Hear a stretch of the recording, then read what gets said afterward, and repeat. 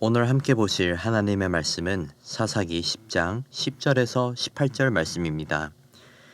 이스라엘 자손이 여호와께 부르짖어 이르되 우리가 우리 하나님을 버리고 바알들을 섬김으로 주께 범하였나이다 하니 여호와께서 이스라엘 자손에게 이르시되 내가 애굽 사람과 아모리 사람과 암몬 자손과 블레셋 사람에게 너희를 구원하지 아니하였느냐.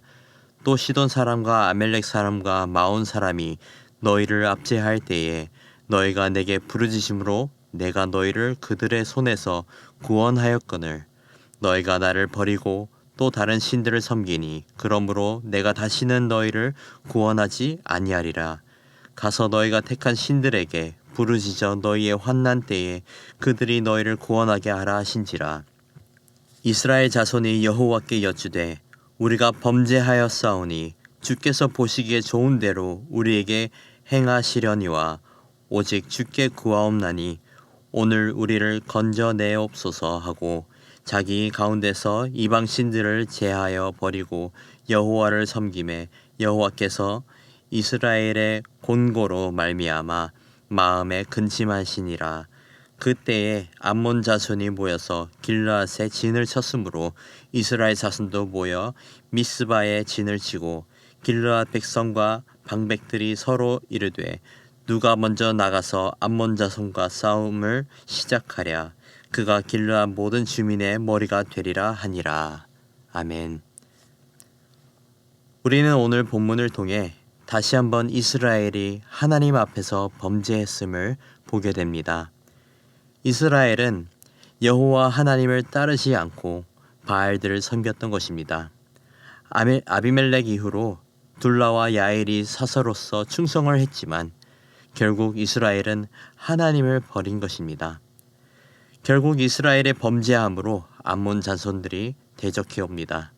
암몬 자손이 두려웠던 이스라엘은 그제서야 하나님께 부르짖습니다. 10절 말씀입니다.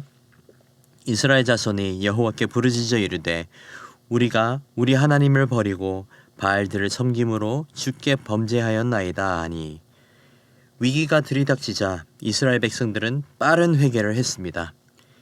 이미 그들은 자신들이 어떤 죄를 범했는지도 잘 알고 있었습니다. 이미 이스라엘은 수없이 하나님 앞에 범죄하고 위기에 처했었어요. 그럴 때마다 그들은 회개하고 하나님은 긍휼한 마음으로 그들을 용서하셨고 구원하셨습니다. 하지만 지속적으로 반복되는 범죄를 통해 하나님은 지쳤습니다. 그리고 더 나아가 그들의 가벼운 회개에 더욱 가슴 아파했을 것입니다. 결국 하나님은 11절에서 13절 말씀을 통해 이러한 이스라엘 백성에게 말씀하십니다. 여호와께서 이스라엘 자손에게 이르시되 내가 애굽 사람과 아모리 사람과 암몬 자손과 블레셋 사람에게서 너희를 구원하지 아니하였느냐. 또 시돈 사람과 아멜렉 사람과 마온 사람이 너희를 압제할 때에 너희가 내게 부르짖음으로 내가 너희를 그들의 손에서 구원하였거늘 너희가 나를 버리고 다른 신들을 섬기니 그러므로 내가 다시는 너희를 구원하지 아니하리라. 하나님은 아마 진절머리가 나셨을 것입니다. 애굽 사람들로부터 아모리 사람들로부터 암몬 자손과 블레셋 사람들로부터 다 구원했습니다. 이스라엘 백성의 부르짖음에 항상 구원했습니다. 하지만 결국 그들은 여호와를 버렸습니다. 그래서 하나님께서 다시는 구원하지 않을 것이라는 말씀을 하십니다. 이스라엘 백성은 당연히 회개를 하면 구원을 받을 거라 생각했을 것입니다. 하나님께서 지금까지 긍휼을 베푸셨기 때문에 다시 한번 용서하실 거라 생각했을 것입니다. 하지만 이번에는 달랐습니다. 하나님은 그들의 가벼운 회개에 지쳤고 하나님은 긍휼을 당연시 여기는 그들의 태도가 마음에 들지 않았습니다. 어떤 영화의 대사에서 이런 말이 있습니다. 호의가 계속되면 그게 권리인 줄 안다. 하나님께서 이스라엘 백성들과의 관계에서 이러한 마음이 들었을 거라 생각이 듭니다.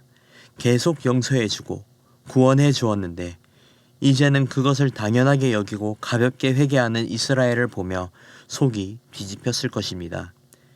그렇게 속상한 마음으로 14절에서 하나님은 이스라엘 백성에게 이렇게 말씀하십니다. 가서 너희가 택한 신들에게 부르짖어 너희의 환난 때에 그들이 너희를 구원하게 하라 하신지라. 하나님은 그들이 계속 돌아가게 되는 바알들에게 기도하라고 했습니다. 하나님이 아무리 도와도 결국 바알들을 섬기고 있으니 그들이 섬기는 신들의 도움을 받으라 한 것입니다. 하나님은 필요한 때만 찾고 위기에 처할 때만 도움을 구하는 이스라엘을 내치셨습니다. 고의적이든 아니든 이스라엘 백성들은 하나님을 제 입맛에 맞게 이용한 것이라고 해도 무방합니다. 그들은 필요할 때 주여 주여 외쳤습니다. 그리고 막상 구원받고는 다시 바알들의 우상을 섬기고 하나님을 떠나 살아갔습니다. 마치 하나님을 필요할 때만 부르는 해결사처럼 대하는 이스라엘의 태도는 아주 불합리적인 것입니다.